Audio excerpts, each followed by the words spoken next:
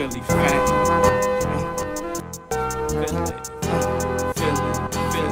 Philly F.A.M.E. Alright, so we here with Brandon B. Money. I mean, you know, we've been doing these interviews. They was talking about the, you know, the whole battle with headshots versus Touch Money Top Class. You know, just talking about the whole headshots movement in general. And you know, your name came up a couple times in the stories.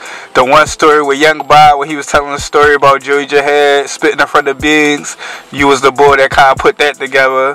And then Hattie was talking about another story with his man Freaky that Dave East be repping.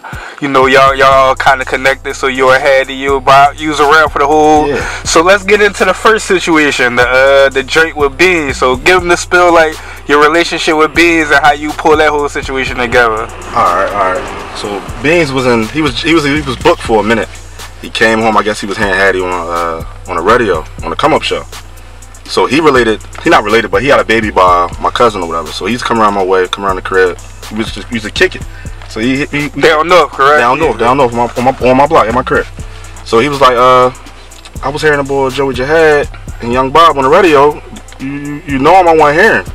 I called Bob. 5 minutes later, Bob, Ben, Meek, Frost, and Hattie came through. So Meek was there on the side, like at the time, I mean. Yes, he was there. He wasn't prepared fully, but he was there. So did he spit for Beans too? Yeah.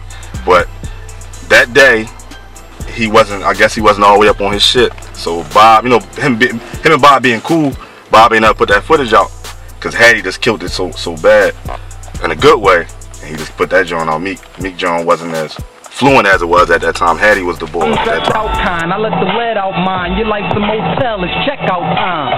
Your days in, you can check out pine. Been days and days in, trying sex out dimes, accurate, letting lead out mine. Yeah, my heat do rise, knife on the front, put the heat through guys. Sight sickening, night vision, I can see through God. You harder than Styles, I got a gun, sheet loose size. Alright, so give me your relationship with Had, like how you know Had, cause y'all from like different parts of North, like, so how you come to meet him, right? See, from that situation, I kind of already knew him, but from that situation, we just got tight. Me and him was like, been like best friends ever since the shit. That shit was like in 05. Oh, so that's the first time y'all actually met? Yeah. So you really knew Bob for real? Bob, and me and Bob played ball together back years, way back, so all I had to do was call Bob. Bob put that play together, I put that play together basically. And then me and Hattie been cool ever since then. Right.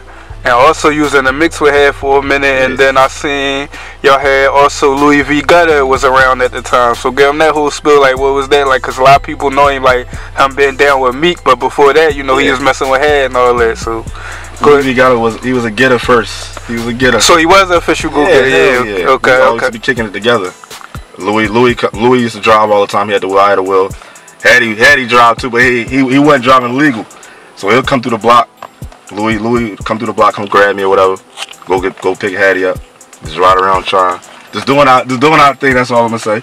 Doing our thing, we got tight. Louie V always was talented, dog. Always was talented. He put that song together with him and Meek. I think it was Meek and Hattie. He put that joint together, he produced that joint. That was back then. Oh, so he was producing too? Yeah. Louie was behind the scene, boy.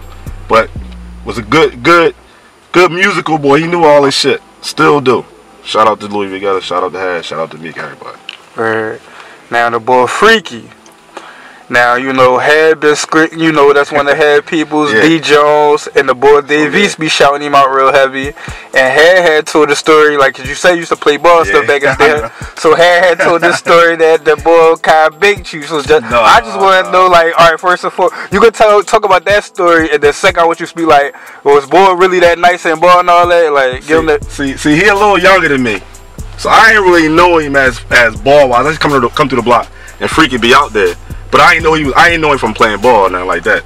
Rest in peace to him. So they always talk shit. You can't fuck with Freaky, you can't fuck with Big. So one day they had a court out there. I wasn't even prepared. He had his ball shit on.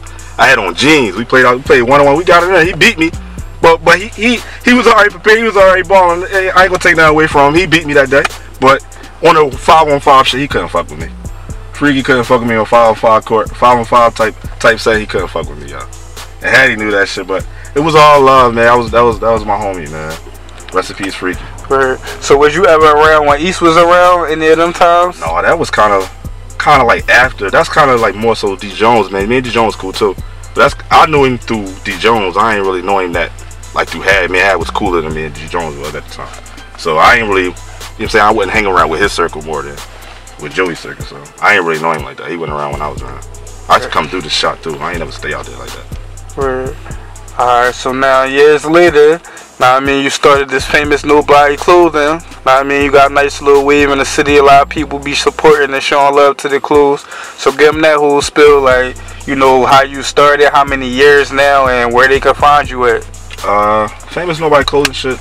That shit really just started from really the muscle, real shit. Like how, just like how with the rap shit, it always was in the mix. Always was cool with everybody. Always had my own little following, even before the clothing shit. So the Famous Nobody Clothing just took off from me just being kind of popular in the streets and staying out the street at the same time. Like famous and famous nobody, I'm still humble. Though I'm not really, you know, famous, but I was kind of in the mix, popular. So I was always happy in the fashion. So I just took the fashion shit, tied it all in one thing, and just came up with the name. Word. That's it right here. Famous Nobody. Coolest brand in the city. I took this from the H&M shit, but I flipped it, made something positive to it. Word. Now speaking on the H&M situation, I mean, you know, the Milano situation happened, you know, how, and you're a fashion designer, so what's your thoughts on that once that whole situation unfolded? I'm just like I said, I keep it 100 all the way. The shit she did, I did too. But I guess she got the most grief from it because she charging more for H&M shirt. I ain't gonna lie to you, I took an H&M shirt and print my shit on there the whole time. But I ain't selling it as, I guess she got the better brand, so she could do that. People gonna buy it, I don't knock her at all. I do the same shit. Somebody gonna pay $100 for a t-shirt. You pay what you worth. That's what she worth, so no knock on her at all. Shout out to Milano. Alright, man, so anything else you wanna let the people know before we get out of here, man? Just keep supporting me, man. I appreciate everybody supporting me. Thank you for supporting me too, Philly Fame shit. I got a charity game coming up. I don't know the exact date. It'll be on my Instagram. You can follow me at Famous Nobody Clothing.